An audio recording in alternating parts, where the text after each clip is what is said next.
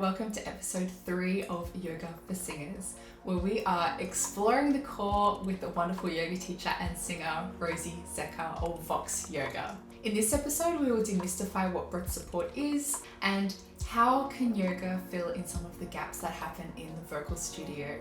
Breath support, or appoggio, is absolutely crucial for healthy vocal production, but has a bit of a reputation as being a bit of an enigma to learn and to teach. Today, we are going to dive into some modern vocal vocology and pedagogy and how it intersects with the ancient art of yoga. Stay tuned.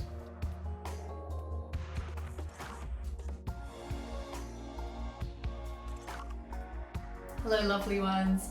This is Livia. I'm a professional operatic soprano, voice teacher, and the founder of Singing for Self-Care.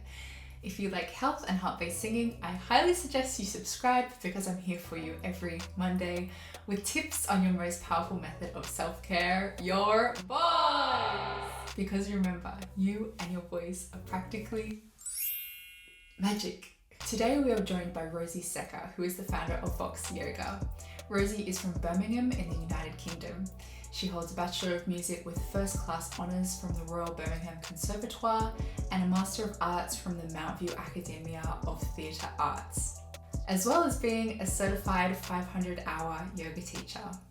Rosie frequently runs Yoga for Singers workshops and courses for students, performers, and organisations. Rosie has also trained in still vocal technique levels 1 and 2, and I just wanted to take this opportunity to say that I think all singers, whether you'll be a teacher or not, get their levels 1 and 2 in still. It's vital information to know how your instrument functions, and it's incredibly useful if you intend on singing various genres of music.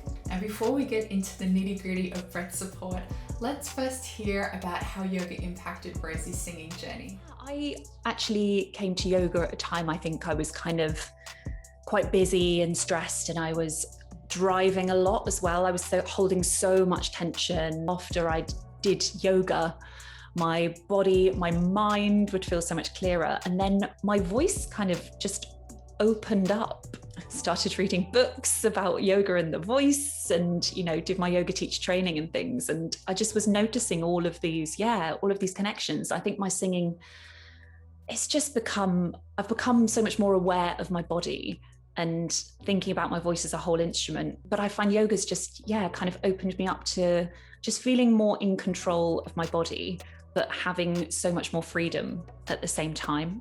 As singers, our body is our instrument, and unfortunately, we can't see what's happening inside us. So teachers are required to come up with mental images and abstract descriptions to attempt to communicate the sensation of support to students.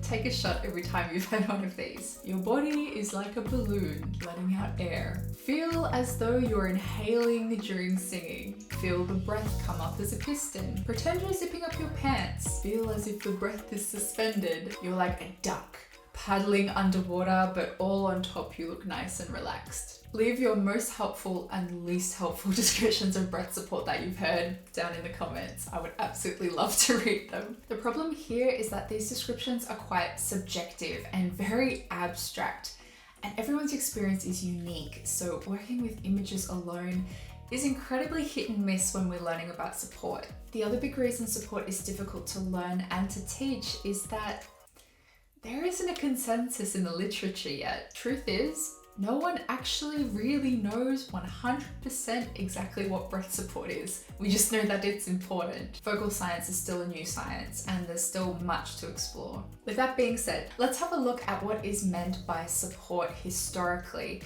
and what it denotes now in a more modern context. Breath support is often known by its Italian name appoggio.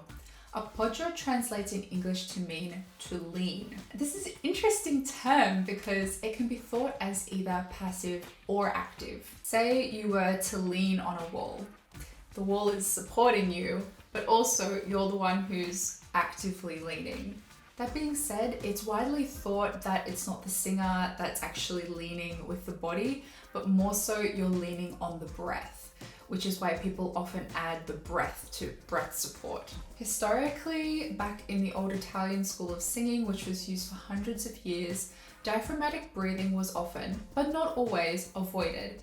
And instead, lateral breathing was encouraged. So that's a horizontal expanding of the rib cage. With the inhalation, the sternum is raised and the rib cage is spread. And then with the exhale, the position is maintained. So this feeling of resistance in the exhale is called appoggio. Whilst this method of breathing and support was used for a very long time, in the modern day, typically singers are advised against it. There's even evidence now that this method can diminish vocal longevity over time, and it can create a wobble in the sound. It's also common to experience inconsistent and excessive intra-abdominal pressure. If you're interested in reading more about this, I recommend looking up some papers by Dr. Ron Morris, who is a speech pathologist and singer. And further to that, you may want to explore the accent method, which was formulated initially to remediate speech and voice difficulties, but over the last 20 years or so is being utilized more and more in the singing world. However, this kind of appoggio was the norm for a few centuries, so have a read of the literature and gently explore your body in order to make up your own mind. What is generally taught in modern pedagogy is that we want to allow the abdomen and the rib cage to expand. And when you see your tummy come out when you're diaphragmatically breathing, it's actually your organs being displaced. So your diaphragm, which is a thin sheet of muscle, is moving downwards. And because your abdominal wall muscles are really nice and loose, the whole viscera moves. When it comes to the exhale, the transverse abdominis, the rectus abdominis, and the internal and external obliques are thought to be the most involved. Now, if you're not quite sure what these muscles are, don't worry, we'll take a look at them soon. So as you sing, you can feel the muscles engage if you press your fingers onto your waistband or about 4 or so fingers above your pubic bone. This is a very natural function and mimics what we do in everyday life and what we've always done. And this is why babies don't get tired from crying, because they have perfect breath support naturally. So things like yelling, hey, hey, laughing, or crying,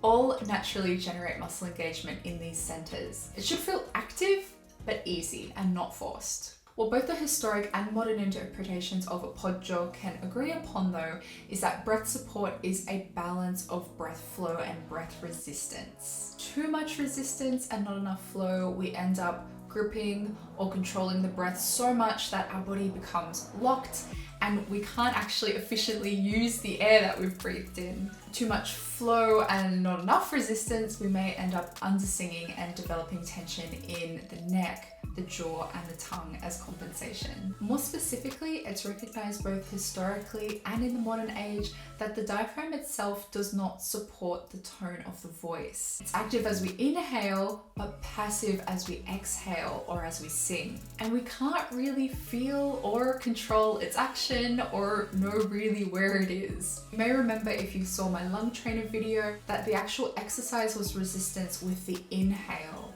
And that's exactly why. So if you hear someone say, sing from the diaphragm, you know it's not actually really possible. What is possible, however, is to use the other muscles to influence how fast the diaphragm relaxes. We do have conscious control of the rib muscles or intercostals and the abdominal muscles, and many of the origins and insertions of these muscles coincide with that of the diaphragm. In fact, some of the muscles are actually interlocked. And because of this, how we use those muscles can influence how the diaphragm moves on exhalation. So why is it important to be able to regulate how the diaphragm moves on the exhale? This is actually the singing bit. With greater control of the diaphragm via the surrounding muscles, you are able to much more easily manage your breath and subglottic pressure, and it will release vocal tension, but we'll talk a bit more about that later. A quick spot of anatomy. I'm just going to cover these things briefly so everything makes sense, but if you want to learn more about this, I've linked a fabulous video from Anatomy Zone in the description. When it comes to breath support, we are primarily focused on the diaphragm, which looks like an upside down bowl, which connects 360 degrees around the rib cage, the internal and external obliques, which help us bend from side to side and pull the stomach inwards, the transverse abdominis, which is a little bit like a belt around the front and sides of the abdomen, and the rectus abdominis, or the famous six-pack. Do any of these muscles sound familiar? If you're into fitness, you may recognize that these muscles make up the bulk of the core. Other more minor muscles that fall into this category include the pelvic floor, the spinal erectors, the latissimus dorsi, trapezius, and even the glutes. People often also, they'll just think about the core as the abdominals. And they'll be like, my abs, I need to switch on my abs. But the core is so much more. It's, muscles at the front, sides, back, pelvic floor. We've established now what breath support is and what muscles are involved. As mentioned, learning via images or descriptions may be helpful at times, but ultimately is subjective and a bit inconsistent. What is consistent, however, is learning singing via sensation. And this is where yoga really shines. Here we don't need to explain anything, you can simply do a movement and feel the appropriate muscles engage. And what's even greater is that the movement is made in an organic and flexible way. Often when singers first learn about support, they want to grab the abs, which makes sense because you think, okay, I'm putting in effort, I'm doing something. But this can end up creating unnecessary tension elsewhere and can impede a nice flow of breath. What we want to avoid is something called the Valsalva Maneuver. When first exploring the core, we look to previous real-world experiences. Imagine you have to lift something really heavy. You go to pick it up, you engage your core, you hold your breath and now can you feel the tension around your larynx as you do this? This harks back to the imbalance of breath flow and breath support. Too much static engagement like this can make you feel stuck and unable to properly use your breath. When you work on your core in yoga, there is never anything gripping or pushing like this. The movement is always fluid and little micro adjustments are always being made. The body is engaged, yet it's soft. It's the perfect way of finding and engaging the core muscles in a way that's still flexible. Whereas with yoga, it kind of just does it for you. Like I said, if you're in the correct alignment, and you're, or the alignment that works for you, and you're doing an exercise or you're holding a posture, the muscles will just be working. That's why a lot of the time in yoga, I'll just add a sound to the posture so that you feel that engagement and that support. Rosie has a terrific video on core training for singers. Looking through this video for the first time, I was like, oh, that's easy. And yes, in a lot of ways it is. The movements that aren't complicated or difficult, but oh my God, was I so sore the next day. So doing simple exercises slowly and mindfully with good form as guided by Rosie made me realize how much time I have spent wasted doing other workouts with harder moves with terrible form. And this is why I would recommend skipping out on random fitness videos on ab and core workouts until you're already really strong. Because these videos, they go through the moves really quickly without explaining them in detail, and typically the movements are done very quickly and without the proper muscle engagement. If you've ever done an ab video and your neck has started hurting, or you can just easily see that your form is all over the shop, then strongly consider doing an easier modification with excellent form before you move on. The mind-body connection absolutely has to be there, so the core muscles need to be engaged before you move. Nearly every yoga posture will have a modification, a way you can make it easier or more difficult if you want to challenge yourself.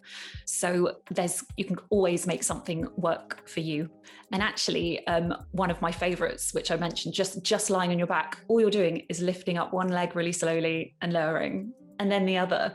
And it's after you do it for like a minute, you're like, whoa, this is really working the core, but it's really simple. I was also very impressed as I was checking out my sore muscles the next day after Rosie's core video, just how much engagement there had been in my whole core. So I could feel my transverse abdominis, so that innermost layer of muscle. I could feel it in my obliques. I could feel it in my lower abs. I could even feel it in my lats, my latimus dorsi at the back. It definitely feels like you're building a body for yourself that's perfect for singing. So much like gymnasts or long distance runners start to develop a certain physique from their training, this is like building the body of a vocal athlete. And if you've already been singing for a while and you know the techniques required for supporting your voice, training your body like this is going to level you up. And if you're not an advanced singer, maybe you're still a beginner, or maybe you're still figuring out this concept, these exercises are going to put you in touch with the appropriate muscles and you're going to be in good vocal habits from the beginning. A strong core goes hand in hand with great posture and alignment. Slouching or otherwise posture that isn't efficiently aligned is often attributed to a core that needs a bit of strengthening. It's good for your singing because you don't have some muscle groups that are under-engaged and some over-engaged to compensate, and then funny muscular tensions that can interfere with your singing. It's also good for the health of your spine and allows you an easier range of movement for everyday tasks with minimized risk of injury. There is also research by David William C. Thorpe that suggests a greater engagement of the muscles associated with breath support is required for highly projected singing, such as dramatic singing over a large orchestra. Also, as singers, sometimes performing can be unpredictable. If you're a singer that does stage productions, perhaps you will be asked to sing in an unusual position or situation.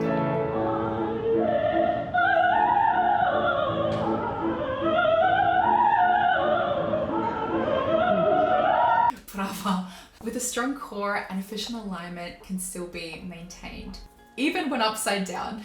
If you accompany yourself on guitar or piano, having an awareness and a connection to your core may be a little bit harder when seated as opposed to standing, so a little practice here can come a long way.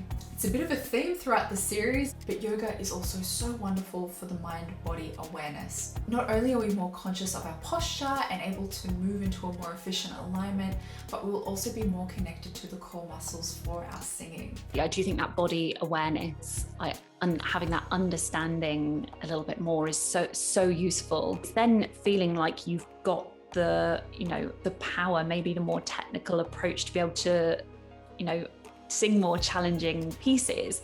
Might be if you're doing a coloratura high piece that's moving very quickly, you find that you maybe have a little bit more control over it because you understand the muscles that you might need a little bit more. We talk about core strength. I do think it is more core awareness. Of course, if you build up a bit more strength in the core, you'll find you've got more awareness of it as well. And I just think overall, it kind of gives you a bit more stability.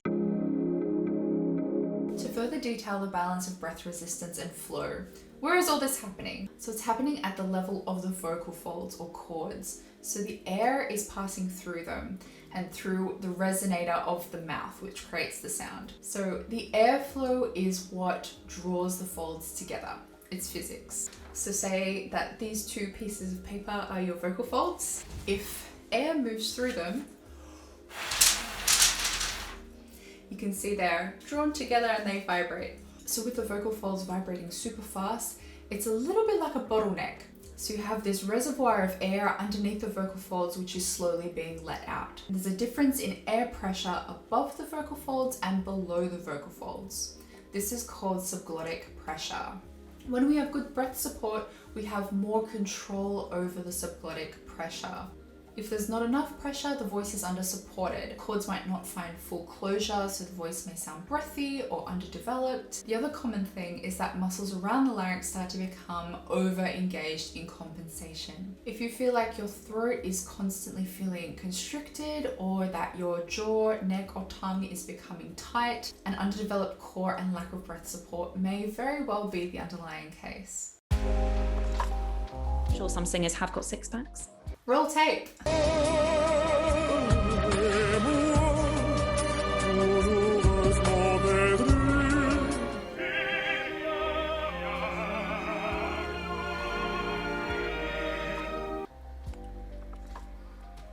Sorry, I've forgotten what we're talking about. Can singers have six packs? Yes, indeed they can. It was once thought that abdominal exercises should actually be avoided by singers as it could lead to excess tension or the tendency to push the voice. But with correct training and adequate mind-body awareness, this simply is not true, as demonstrated clearly by some of these examples of very fine singing. It's important to master inhalation first, the phase in which we completely relax the abdominal wall, part where we can feel the stomach gently expand as we breathe in. Janice Chapman calls this the splat breath, because you're just allowing the muscles to splat, but it also stands for the acronym Singers, please release abdominal tension. The wonderful thing about yoga is that you're getting a fabulous core workout. But as we discovered last episode, breath work is also very important. There is a great awareness to maintain diaphragmatic breathing and gently opening the ribcage. There's also the focus on ensuring that only the muscles for that particular asana are being used and the rest are kept nice and released. I will always nod and shake my head to make sure that I'm not gripping in my neck. For singers, we need to be so mindful of this area. It's quite delicate. And as mentioned, the fluid nature of these movements ensures that nothing is ever kept tight or pushed. More on the topic of balance, when doing yoga, the whole core is utilized. You need to work the whole core for balance. Otherwise, you may end up with the tension people fear, as some muscle groups are going to be overactivated and some are going to be underactivated, which can also leave you more prone to physical injuries. The engagement you feel in your muscles during appoggio should only be felt during exhalation or singing, never on the inhale. It's an ebb and flow. Because breath support is a bit of a loaded topic, sometimes it's avoided by teachers entirely. Although I had fantastic musical training, we never really spoke about it. In my training, it was very much kind of, you learn to breathe, you learn to sing and perform, and that was it really. I was in the same boat as Rosie in my formative years as a singer, and not learning breath support gave me terrible vocal issues. With the subglottic pressure unregulated with adequate support, I had a very high larynx, which gave me very shallow resonance and a lot of uncomfortable restriction, plus some really severe tongue, root and jaw tension. This only went away when I learned appoggio. The way I learned appoggio was through the use of a lot of onsets. And this indeed did put me in touch with my appoggio, but the problem here is that the control is not regulated. It gave my breath support a very off and on quality where I would support the onset of each note, but I didn't have a nice legato line. It wasn't until I discovered Therabands that my voice really changed. And this was the light bulb moment that I needed to find a flexible engagement in my support that mirrored a nice, smooth, released breath. And it's very hard to sing note for note if you're using a Theraband. I mean, they're an absolute blessing, especially as a singing teacher and especially teaching online via Zoom, because I can know with confidence that my students are engaging the appropriate muscles in the appropriate way, even if I'm not in the same room as them. And yoga works in almost an identical way, just using your body weight instead of the band. The exercises work in such a way that the same fluid engagement is achieved without anything being locked or becoming overactivated. And there's a direct connection to a bodily sensation of support rather than an abstract description. If you're thinking to yourself, oh my God, core exercise, this sounds awful, don't worry, you are not just stuck with planks. Any type of yoga flow is so great for the core because you're working on balance. Maybe you're just holding a lunge or a warrior posture. And if you're gonna get the best alignment, you need to have the core muscles engaged. It's 360 in the torso, to keep your spine healthy and supported. So any type of flow, actually, you're probably going to end up working your core muscles without even actively doing a plank and holding it or saying, I've got to do my core exercises. Good news. Really, starting to use yoga as a core exercise is so incredibly accessible. Even if you feel like you're completely out of shape, you've got nothing to lose. But really, it's just, go on YouTube. It doesn't even have to be my channel. Go and do like a 15-minute beginner flow Just do it, and then just see and sing afterwards. And do your normal singing practice and think, oh, did I feel different from moving my body? Once you're a bit more comfortable, you could start to, like I said, add the to your exhale as you move, just to bring more awareness of how the voice could connect to the body.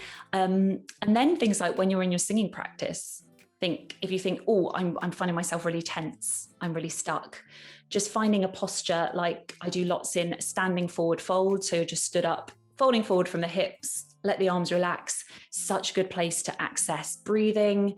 So it doesn't have to be full on, I'm going to do a 30-minute yoga flow. Let me know in the comments, how are you going to explore the core in your singing routine? Thanks to Rosie for her amazing generosity in sharing her knowledge with us. All of her details will be in the description of this video. And thank you for hanging out with me. Next week, we are bringing together what we've learned the last few weeks with breathwork and exploring the core with yoga. And we are taking the next step, which is moving into yoga positions and vocalizing in them. For that, you will meet the gorgeous Isaluki of Sat Voice. Until then, have a wonderful week, and I will see you next Monday. Bye.